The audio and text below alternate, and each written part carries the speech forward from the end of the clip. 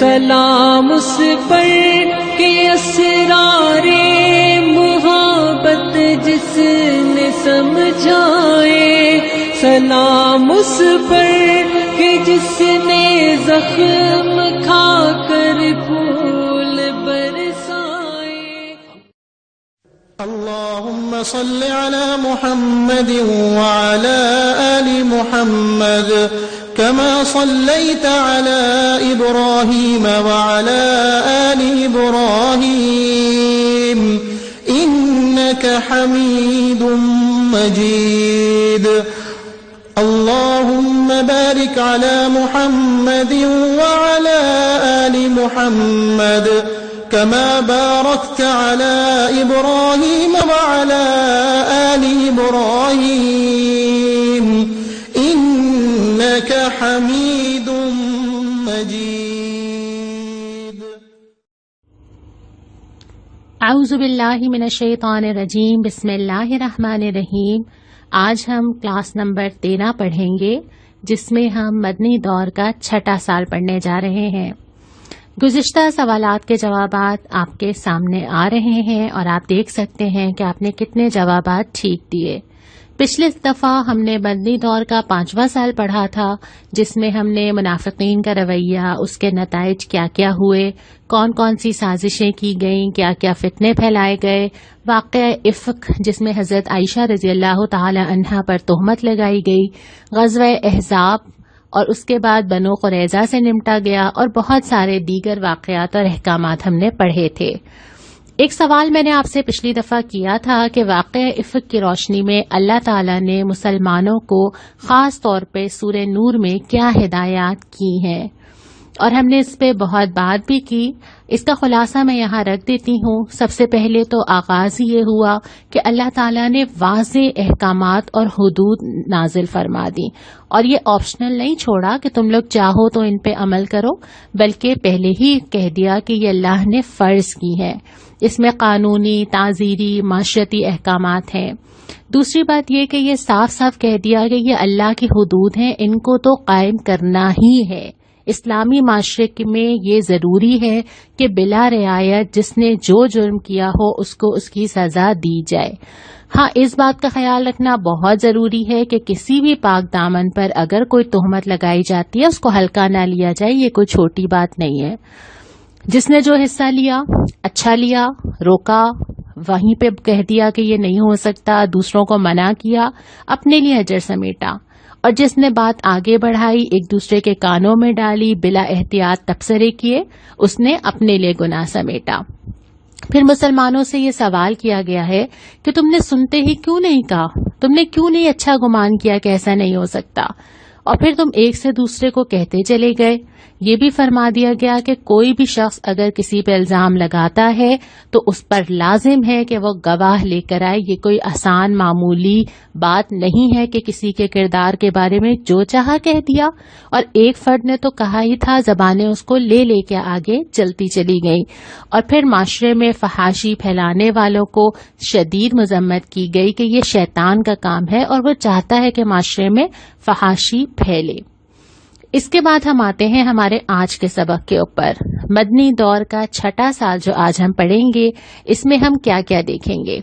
ہم دیکھیں گے کہ مدنی دور کے مختلف کیا کیا مراحل ہیں، کہاں تک ہم پہنچ گئے ہیں، اور کیا ہم آگے پڑھنے والے ہیں۔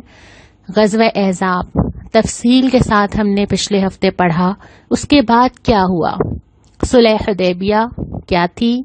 بیعت رضوان کسے کہتے ہیں؟ اور پھر آپ صلی اللہ علیہ وسلم نے دین کی دعوت بادشاہوں اور امراء اور سلاطین تک پہنچائی، اس کا بھی ہم آج ذکر کریں گے۔ مدنی دور کے جو 3 مراحل ہیں وہ آپ کے سامنے ہیں۔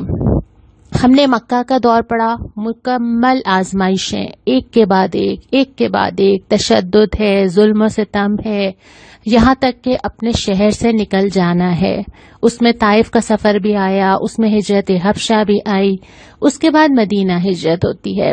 آپ صلی اللہ علیہ وسلم اور آپ کے ساتھی مدینہ پہنچتے ہیں۔ مدینہ پہنچنے کے بعد اب تک جو ہم نے پڑھا ہے آسان نہیں ہوئی ہے ابھی بھی زندگی۔ ابھی دین کے لیے آزمائشیں دینے کا، اپنے ایمان کو ثابت کرنے کا وقت چلتا چلا جا رہا ہے، اور کتنے سال ہو گئے اب تک ہم نے جو پڑھے ہیں؟ 18 سال.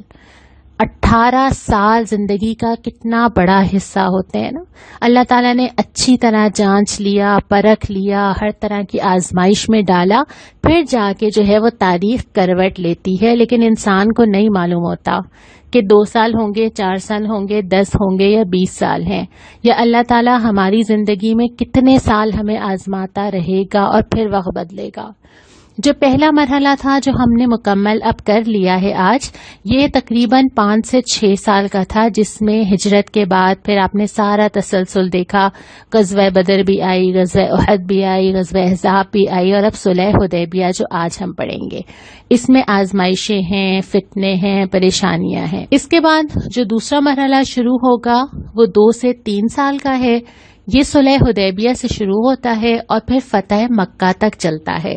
اس میں مسلمانوں کو نسبتاً امن نصیب ہوا، لہٰذا اس کا لازمی نتیجہ یہ تھا کہ دعوت اور تبلیغ کے کام میں بھی تیزی آئی، اور مدینہ جو اسلامی ریاست قائم کرنے کے لیے ہجرت کی گئی تھی، اس ریاست کا استحکام بھی مسلمانوں کے لیے ممکن ہوا. اس کے بعد پھر آخری مرحلہ جو آتا ہے وہ فتح مکہ، جب ہر جگہ اسلام غالب ہو چکا.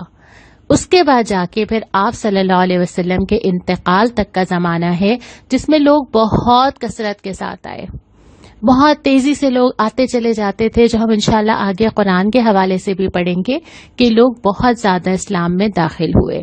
تو آج ہم پہلا مرحلہ مکمل کر کے دوسرے مرحلے میں داخل ہوں گے. غزوہ احزاب ہم نے پڑھی تھی. غزوہ احزاب کے بعد آپ صلی اللہ علیہ وسلم نے فوراً ان دشمنان دین سے نمٹنا شروع کیا جنہوں نے اس میں حصہ لیا تھا. اور اس نمٹنے میں 3 کیٹیگریز ہمیں ملتی ہیں. کچھ ایسے تھے جو کہ افراد تھے، فرد تھا الگ الگ، جنہوں نے بہت باتیں بنائی تھیں، اکسایا تھا، بہت حصہ ڈالا تھا. فردن ان افراد پہ بھی توجہ کی گئی، ان کو سزا دی گئی. قبائل تھے جنہوں نے مکہ میں ساتھ دیا قریش کا، جا کے ان کی طرف بھی مہمات بھیجی گئیں. اور پھر خیبر میں جہاں پہ یہود آباد تھے، وہاں سازشوں کا گڑھ بن چکا تھا، اور ہر سازش کی بنیاد کہیں نہ کہیں جا کے وہاں جڑ جاتی تھی. تو خیبر کے بارے میں تو ہم اگلی کلاس میں انشاءاللہ پڑھیں گے. اور پھر یہ بھی کیا گیا کہ اسلام کی دعوت بھی دی گئی لوگوں کو، لیکن ساتھ ساتھ فوجی مہمات بھی بھیجی گئیں. اور جو اسلام لے آئے اور اسلام کے قلعے میں آ جائے وہ مامون ہوتا تھا، اس کو امن دیا جاتا تھا. لیکن جو مقابلے پہ آ جائے اس سے پھر لڑائی کی جاتی تھی. اب ہم آتے ہیں ہمارے آج کے خصوصی واقعے کے اوپر، جو ہے صلح حدیبیہ. آپ کو یاد ہے کہ پچھلی دفعہ غزوہ احزاب کے بعد آپ صلی اللہ علیہ وسلم نے فرمایا تھا کہ اب یہ تم پہ چڑھائی نہیں کریں گے، تم ان پہ چڑھائی کرو گے. یہاں پہ یہ ہوا کہ آپ صلی اللہ علیہ وسلم نے خواب میں دیکھا کہ آپ عمرہ کرنے تشریف لے کے جا رہے ہیں. تو آپ نے پھر اناؤنس کیا کہ ہم مکہ کی طرف جا رہے ہیں اور ہم عمرہ کریں گے. تو صحابہ، آپ کو اندازہ ہے نا کہ جو اپنے شہر سے نکلے ہوئے ہیں ان کو کتنا یاد آتا ہوگا نا اتنے سالوں میں اپنی جگہ، جہاں پیدا ہوئے، جہاں پلے بڑھے، جہاں وقت گزارا، وہ تو چھوڑنا پڑا تھا نا. اور پھر وہ مسلمان جو بعد میں اسلام لائے، ان کے لیے مکہ اور خانہ کعبہ کتنی اہمیت رکھتا ہے نا، ہمارے لیے کتنی رکھتا ہے، کتنی تڑپ پیدا ہوتی ہے کہ بس موقع ملے اور ہم پہنچ جائیں حرم میں. تو مسلمانوں کے اندر بھی یہ تڑپ تھی اور یہ تکلیف تھی کہ جا نہیں سکتے، اور یہ فکر اور یہ پریشانی تھی. ایک تو اپنے رشتہ دار وہاں پر تھے، دوسرا یہ تھا کہ راستہ رکا ہوا ہے اور ہم ہی اسلام کے لام لیوا ہیں اور ہم ہی اللہ کے گھر نہیں جا سکتے. تو لوگوں نے بڑے ذوق و شوق سے تیاری کر دی، اور آپ صلی اللہ علیہ وسلم کے ساتھ تقریباً 1500 صحابہ کرام رضی اللہ تعالی عنہم جمع ہوئے.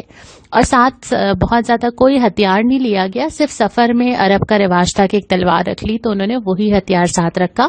کوئی جنگ کی تیاری سے نہیں نکلے تھے. مسلمان یہ ارادہ کر کے ہی نکلے تھے کہ ہم نے لڑنا نہیں ہے، ہاں کوئی ہمیں روکے نہ، راستے میں کوئی مقابلے پہ نہ اترے، ہم امن سے جائیں گے، عمرہ کریں گے اور واپس آ جائیں گے.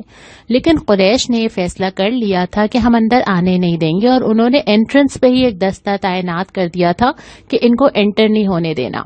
آپ صلی اللہ علیہ وسلم کو جب یہ معلوم ہوا تو آپ نے راستہ تبدیل کر دیا، اور پھر آپ ایک چکر کاٹ کے حدیبیہ کے مقام پر پہنچے. حدیبیہ میں قیام کیا گیا، پڑاؤ ڈالا گیا. اس کے بعد پھر گفتگو کا مرحلہ شروع ہوا. آپ صلی اللہ علیہ وسلم نے حضرت عثمان رضی اللہ تعالی عنہ، اور ان کو اس وجہ سے کہ ان کے روابط تھے تو یہ امید تھی کہ ان کے ساتھ معاملہ تھوڑا ہلکا رکھا جائے گا، حضرت عثمان کے ذریعے پیغام بھیجا کہ آپ جا کے قریش کو بتا دیجئے کہ ہمارا کوئی ارادہ نہیں ہے، ہم لڑنا نہیں چاہتے، صرف عمرہ کریں گے اور واپس چلے جائیں گے، اور ان کو اسلام کی دعوت بھی دیجیے، اور مسلمان جو مکہ میں رہ گئے ان سے کہیے کہ انشاءاللہ فتح قریب ہے، انشاءاللہ مکہ میں دین غالب ہوگا۔ حضرت عثمان جاتے ہیں، پیغام دیتے ہیں۔ انٹرسٹنگ بات یہ ہے کہ قریش نے کہا کہ آپ تو آ گئے نا، اچھا آپ طواف کر لیں۔ حضرت عثمان نے کہا کہ نہیں، میرے لیے مناسب نہیں ہے کہ اللہ کے نبی صلی اللہ علیہ وسلم سے پہلے میں طواف کروں۔ انہوں نے ایسا نہیں کیا، لیکن پھر گفت و شنید ہوتی تھی تو قریش نے ان سے کہا اچھا آپ رکیں، اچھا ہم ابھی سوچتے ہیں، اور حضرت عثمان کو واپس آنے میں تاخیر ہوئی، ان کو روک لیا گیا۔ یہاں پہ یہ افواہ آئی کہ حضرت عثمان رضی اللہ تعالی عنہ کو شہید کر دیا گیا ہے، اور جب یہ بات آپ صلی اللہ علیہ وسلم کے علم میں آئی تو آپ نے درخت کے نیچے حدیبیہ کے مقام پہ صحابہ سے بیعت لی، اور اس بیعت کا سینٹرل آئیڈیا یہی تھا کہ اب جو پیش آئے گا مقابلہ کریں گے، حضرت عثمان کے نعوذ باللہ قتل کا بدلہ لیں گے۔ تو یہاں پہ اور آپ صلی اللہ علیہ وسلم نے حضرت عثمان کے ریپریزنٹیشن کے طور پہ اپنا ہاتھ پیش کیا کہ جیسے یہ عثمان کا ہاتھ ہے، اور صحابہ نے اس کے اوپر ہاتھ رکھا، اور اس کے بعد یہ بیعت لی۔ اسی کا تبصرہ سورہ فتح کی آیت نمبر 18 میں قرآن نے بھی کیا ہے جو آپ کے سامنے ہے۔ یہ اس بیعت کے ہونے کے بعد حضرت عثمان رضی اللہ تعالی عنہ کی واپسی ہو گئی، اور اس کے بعد جب قریش کو اندازہ ہوا کہ یہاں معاملہ ذرا سیریس ہو رہا ہے تو انہوں نے سہیل بن عمرو کو بھیجا کہ ہماری طرف سے جا کے آپ مذاکرات کیجیے، اور اس کے بعد پھر جب یہ مذاکرات آپس میں ہوئے کیا کرنا ہے کیسے کرنا ہے، قریش تھوڑا سا انہوں نے سرنڈر کیا، اور اس کے بعد پھر وہ صلح ہوئی جسے صلح حدیبیہ کہا جاتا ہے۔ صلح حدیبیہ کی جو اہم دفعات تھیں وہ یہ تھیں، اس میں یہ تھا کہ اس سال تو مسلمان واپس چلے جائیں، ظاہر قریش کی بھی ناک کا مسئلہ تھا کہ اگر انٹر ہونے دیا تو بالکل ہی اس کا مطلب ہم نے میدان چھوڑ دیا، تو اس سال جائیں، اگلے سال آئیں، تاکہ ہم یہ کہہ سکیں کہ ہم نے داخل نہیں ہونے دیا۔ 3 دن کے لیے آئیں گے، ہتھیار نہیں لائیں گے، عمرہ کریں گے اور واپس چلے جائیں گے۔ دوسری یہ تھی کہ 10 سال تک آپس میں کوئی جنگ نہیں کی جائے گی، جان و مال کی حفاظت ہوگی۔ پھر یہ تھا کہ اگر کوئی مکہ سے مدینہ آئے گا اس کو مطلب اسلام لا کے یا پناہ کے لیے تو اس کو واپس کیا جائے گا، لیکن اگر مدینہ سے کوئی مکہ آئے گا تو اس کو واپس نہیں کیا جائے گا، یہ 1 وے شرط تھی۔ پھر یہ تھا کہ عرب قبائل جس کا ساتھ دینا چاہیں، جو مسلمانوں کا ساتھ دینا چاہیں گے آئندہ عرصے میں وہ دے سکتے ہیں، اور جو قریش کا دینا چاہیں گے وہ دے سکتے ہیں، ان کو آزادی ہوگی، اور مکہ اور مدینہ کے درمیان آمد و رفت پہ پابندی نہیں رکھی جائے گی۔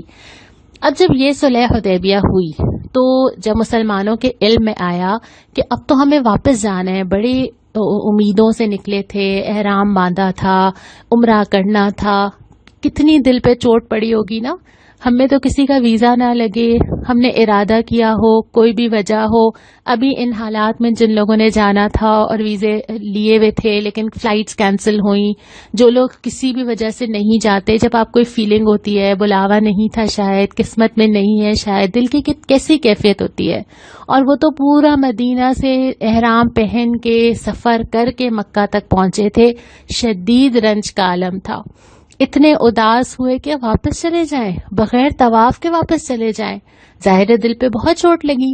اس کے بعد یہ تھا کہ کیوں مانیں ان کی بات، لڑ کے داخل ہو جائیں، کیوں دبیں، کیوں صلح کریں، ایک یہ والی فیلنگ تھی نا کہ اچھا ہم تو دب کے واپس جا رہے ہیں۔ اور اسی وجہ سے جب یہ آپ صلی اللہ علیہ وسلم نے فرمایا بھی نا کہ احرام کھولنا ہوگا تو صحابہ نے تاخیر کی، ایک شوق کی سی کیفیت تھی۔ تو اس کے بعد حضرت ام سلمہ رضی اللہ تعالی عنہا جو اس سفر میں ساتھ تھی، انہوں نے آپ صلی اللہ علیہ وسلم کو مشورہ دیا کہ آپ احرام کھولیے، سب لوگ خود ہی فالو کریں گے، اور پھر یہی ہوا، لیکن ظاہر ہے لوگ رنجیدہ تھے۔ اچھا اس وقت جب یہ غم کا عالم تھا، قرآن نے تبصرہ کیا انا فتحنا لک فتحا مبینا، ہم نے آپ کو کھلی فتح عطا کر دی ہے۔ کیسی فتح؟ اگر ہم ان حالات میں ہوتے، اتنے کوشچنز ہوتے، اتنی الجھنیں ہوتی کہ کیوں بھائی، کس لیے، ہمیں تو فتح نظر نہیں آ رہی، یہ تو ہم سرنڈر کر چکے۔ انسانی آنکھ جو دیکھتی ہے حقیقت اس سے بہت ڈفرینٹ ہوتی ہے۔ ابھی تک ہم جتنی سیرت پڑھتے چلے جا رہے ہیں، جو واقعات ہم نے دیکھے، غزوہ احد میں کیا ہوا، لیکن اسلام کیا سکھانا چاہتا تھا اور بعد میں اب ہم ریئلائز کر کے کیا نتیجہ نکالتے ہیں اس کا. اسی طرح صلح حدیبیہ میں اس وقت کیا ہوا، اب ہم کہتے ہیں کہ اچھا اس کا یہ حاصل ہوا. تو جو زندگی میں چل رہا ہوتا ہے نا، اس میں اللہ تعالیٰ نے کیا پلس رکھا ہے، کیا فائدے رکھے ہیں، کیا آزمائشیں رکھی ہیں، کیا چیز بہتر ہونے والی ہے، انسان کی محدود آنکھ اس کو جان نہیں سکتی. تو اللہ تعالیٰ نے یہی تبصرہ کیا کہ ہم نے آپ کو کھلی ہوئی فتح عطا کی. اب میں یہ کام آپ کے اوپر چھوڑتی ہوں. صلح حدیبیہ فتح کیسے تھی؟ آپ سورہ فتح کا مکمل مطالعہ کیجئے، بہت بڑی صورت نہیں ہے. اس کا ترجمہ پڑھیے، ان حالات کو ذہن میں رکھیے اور پھر مجھے بتائیے کہ یہ کھلی فتح کیسے تھی. یہاں تک پھر جب آپ صلی اللہ علیہ وسلم واپس آتے ہیں اور اس کے بعد پھر آپ نے مدینہ جانے کے بعد جو اگلا فوری کام کیا وہ یہ کیا کہ اب ایک طرف سے تو پتا تھا کہ اب یہاں سے خطرہ نہیں ہے نا، اب تھوڑا سا ٹائم ملا ہے اور اب دوسری چیزوں کے اوپر فوکس کیا جا سکتا ہے. تو آپ صلی اللہ علیہ وسلم نے مدینہ کے ارد گرد جتنی ریاستیں تھیں، ایک دین کی دعوت دینے والے کی ذمہ داری ہے کہ وہ ہر خاص و عام کو دین کی دعوت پہنچائے جہاں تک اس کا کانٹیکٹ ہے اور جہاں تک اس کی ریچ ہے. آپ صلی اللہ علیہ وسلم نے آس پاس کے لوگوں کو بھی، خاندان کو بھی، قبیلے کو بھی، مدینہ بھی، بازاروں میں جا کے بھی ہر جگہ دعوت پہنچائی، لیکن اور بڑے لیول پہ، کیونکہ دین باؤنڈری کے اندر تو نہیں ہوتا.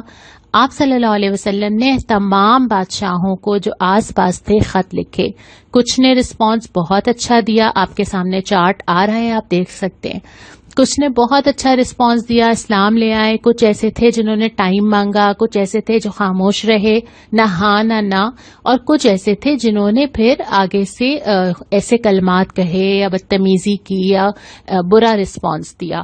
اس کے اکارڈنگ پھر ان کے ساتھ یہ معاملہ کیا گیا. یہ بات سمجھنا بہت ضروری ہے کہ جب اسلام غالب ہوتا ہے، اور اسلام غالب ہونے کے لیے ہی ہے، اس کے بعد اسلام سرنڈر نہیں کرتا. اب جو بھی حکومت ہوگی، جو بھی انسان ہوگا، وہ اپنی مرضی لے کے نہیں چل سکتا نا. جس نے بھی جیسے آپ صلی اللہ علیہ وسلم نے سب کو یہی دعوت دی کہ یا تو تم ذمہ بن جاؤ، ٹھیک ہے، اسلام کے دائرے میں آ جاؤ، ٹیکس دو، ہم تمہارے جان و مال کی حفاظت کریں گے، قانون اسلام کا چلے گا، اور اگر تم ایسا نہیں کرتے تو لڑنے کے لیے تیار ہو جاؤ. چونکہ اللہ تعالیٰ نے قرآن میں بالکل کلیئر کٹ احکامات نازل کر دیے ہیں، تو اپنی مرضی ہر شخص کو اور ہر حکومت کو سرنڈر کر کے اسلام کی ماننی ہوگی، یہ لازمی ہے. اور یہ پوری سیرت جو ہے نا وہ یہی سکھاتی ہے.